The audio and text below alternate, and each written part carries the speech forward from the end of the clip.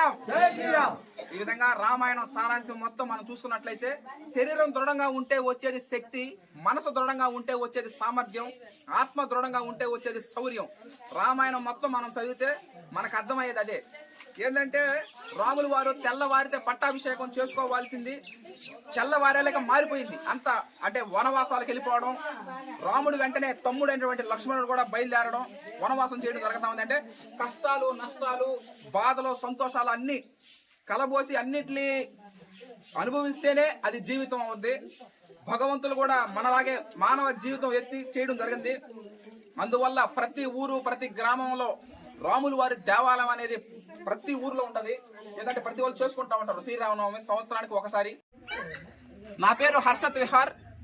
ప్రకృతి వ్యవసాయం చేసే సివిఆర్ మెథడ్ ఫార్మింగ్ లో వరి పండిస్తూ ఉండడం జరుగుతూ ఉంటుంది. వచ్చే బుధవారం మనము సివిఆర్ మెథడ్ ఫార్మింగ్ లో సాగు చేయడం జరుగుతూ ఉంది. అందరికీ శ్రీరామనవమి శుభాకాంక్షలు. అందరికీ శ్రీరామనవమి శుభాకాంక్షలు. అందరికి శ్రీరామ శుభాకాంక్షలు.